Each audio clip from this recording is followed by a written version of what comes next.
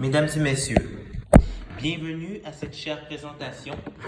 Bienvenue à cette fameuse présentation de Clemens League au Knapp Junior d'Amis. Aujourd'hui, dans mon émission, on va parler de ce qu'on appelle l'éligibilité. On va parler de l'éligibilité à la présidence des États-Unis. Bien, aujourd'hui, de nombreux Américains pensent que pour être éligible aux fonctions de présidence des États-Unis, il faut impérativement être né en terre américaine. Mais ce n'est pas totalement vrai. La Constitution américaine demande à ce qu'on soit un citoyen américain à la naissance. Mais on ne demande pas nécessairement qu'on soit un citoyen américain né aux États-Unis.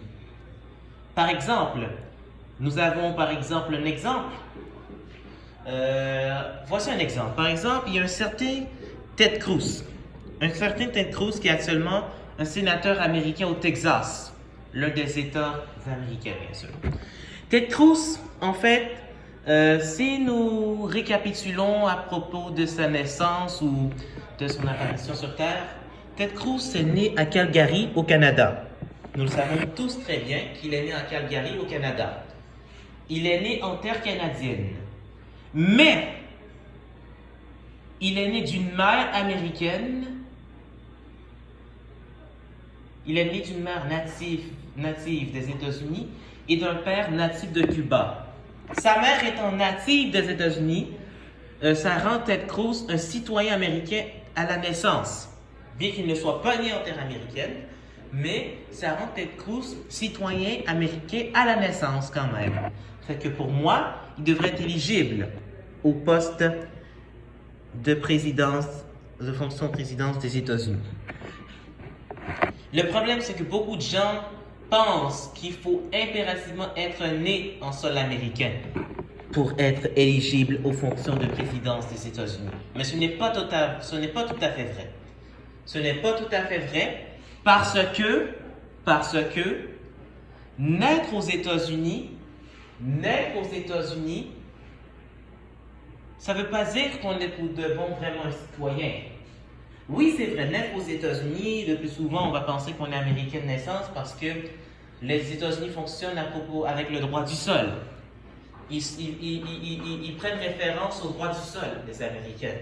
C'est pour ça qu'ils pensent qu'il faut être né aux États-Unis pour être éligible aux fonctions de présidence des États-Unis. Mais c'est pas vrai.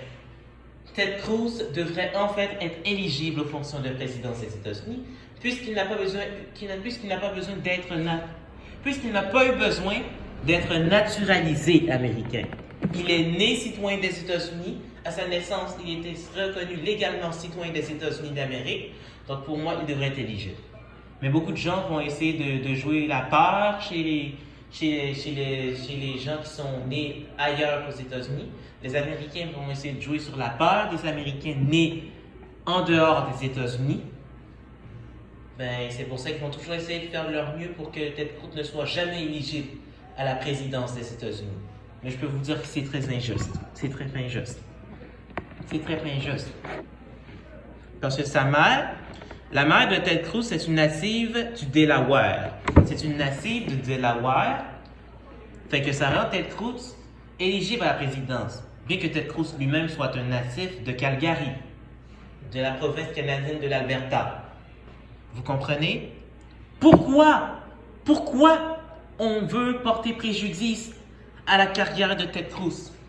Qu'a-t-il fait pour mériter cela? Il n'a rien fait. Ted Cruz n'a pas décidé de naître au Canada. Ce n'est pas Ted Cruz qui a décidé de naître au Canada. Fait que pour moi, il devrait être éligible aux fonctions de présidence des États-Unis. Parce que Ted Cruz est né peut-être au Canada, il est peut-être né en sol canadien, mais de par sa mère, de par le fait qu'il a été citoyen des États-Unis à la naissance et pas après dans sa vie, ça le rend quand même éligible à la présidence des États-Unis. Fait que j'espère que vous comprendrez tout. Merci d'avoir écouté cette vidéo et je vous dis à la prochaine pour un prochain clip, pour une prochaine vidéo. Bye bye, ciao!